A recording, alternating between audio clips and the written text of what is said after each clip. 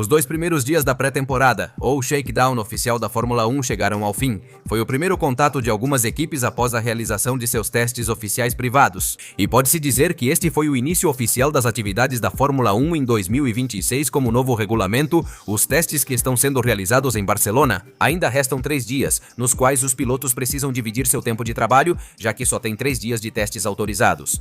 E embora esses testes sejam de caráter privado, ou seja, não há jornalistas, nem televisão, nem fotógrafos no circuito, foi possível obter algumas informações que é o que vamos usar no resumo dos 2 primeiros dias desta pré-temporada.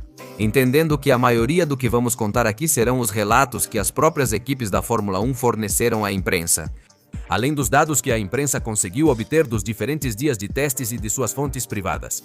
Então, senhoras e senhores, sejam bem-vindos ao resumo dos dias 1 e 2 da pré-temporada de 2026 da Fórmula 1.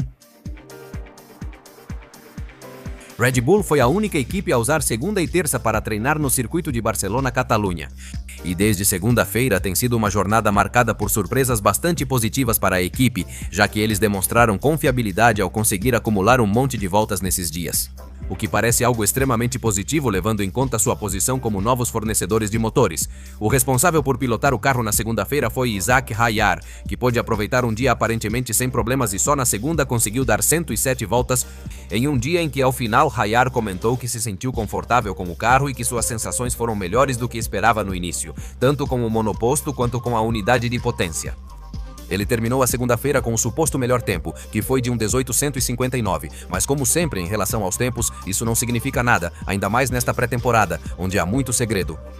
A Red Bull junto com a Ferrari foram as únicas que rodaram na sessão de terça-feira e na manhã do dia.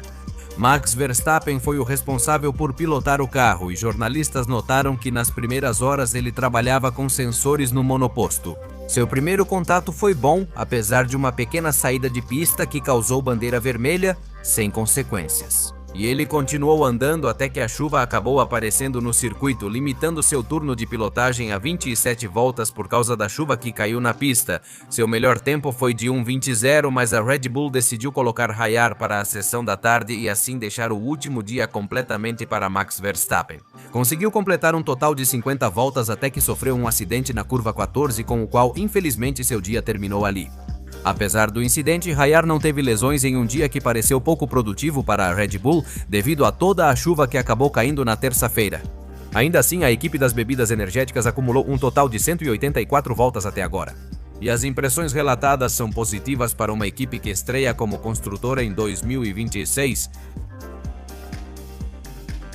A Mercedes só andou na sessão de segunda-feira e, devido às condições climáticas, acabou guardando o carro para a sessão de terça-feira. Eles terminaram o primeiro dia de forma muito positiva, completando muitas voltas e sem relatar problemas de confiabilidade nos carros na manhã de segunda-feira. O responsável por pilotar o carro foi Kimi Antonelli, aproveitando uma sessão de 56 voltas com o 1:20.700 e à tarde foi Rosselli quem ficou encarregado de pilotar o carro, que, assim como seu jovem companheiro italiano, teve uma sessão produtiva completando 93 voltas com muita atividade à tarde e ao final registrando o segundo melhor tempo do dia com 1:18.696, por isso a Mercedes foi a segunda equipe que mais voltas completou na segunda-feira.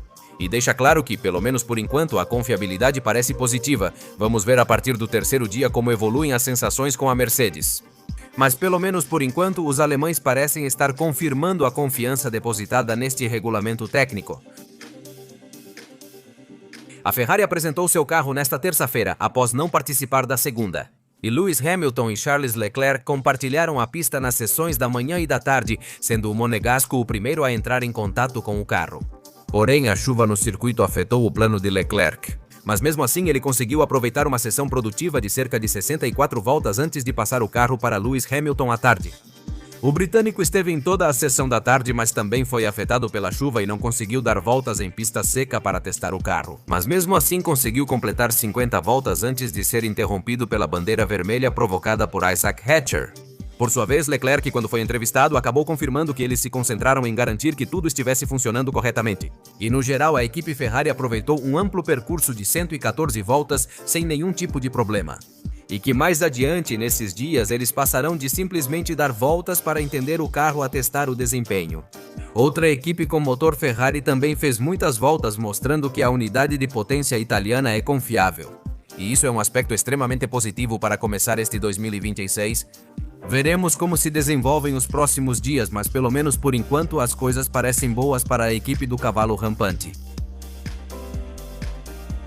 Há muita expectativa em relação à Alpine, após deixar sua posição de construtora para ser uma equipe cliente da Mercedes, e pelo menos por enquanto as coisas parecem estar indo muito bem para a equipe francesa. Eles só rodaram até agora na segunda-feira, quando Franco Colapinto esteve ao volante do monoposto. A quilometragem deles foi menor que a de outras equipes, mas completaram 60 voltas. Após entrar no carro, as primeiras impressões foram de satisfação com o comportamento do monoposto. Claro, eles ainda levaram um susto quando Franco Colapinto causou uma bandeira vermelha.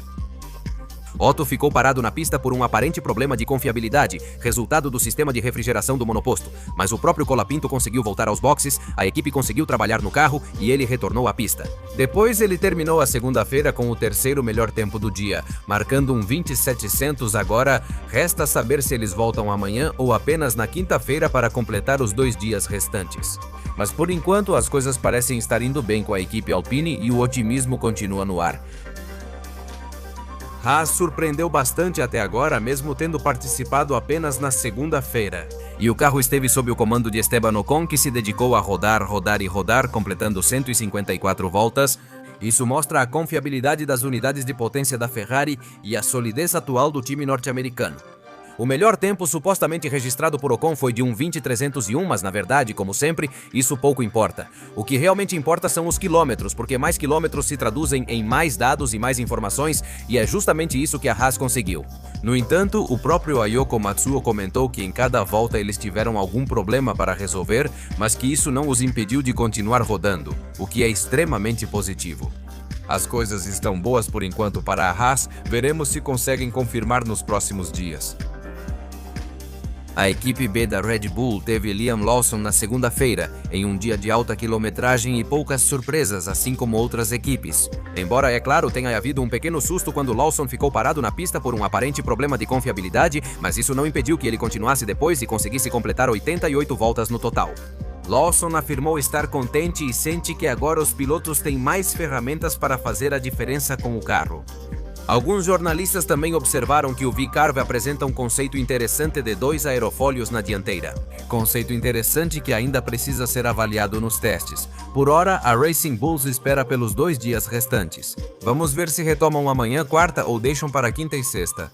Por enquanto, foi assim que o dia terminou para a Racing Bulls. Vamos ver se mantém a mesma tranquilidade no restante da pré-temporada.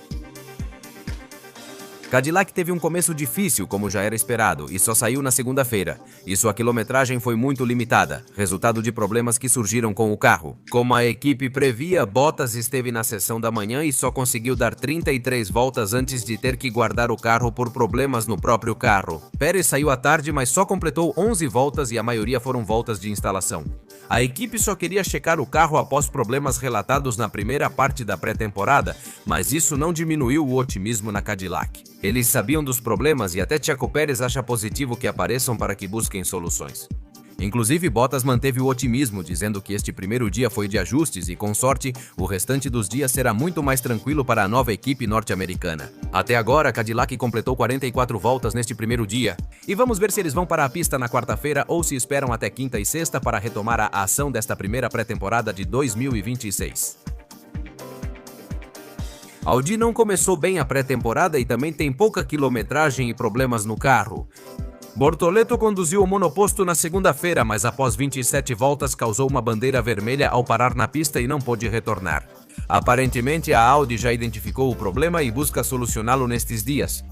E por isso, eles também não foram vistos hoje, terça-feira, para tomar alguma atitude, então acabam terminando um dia problemático. Mas destacam que quando o carro estava na pista, as coisas pareciam ir bem até que o problema acabou aparecendo.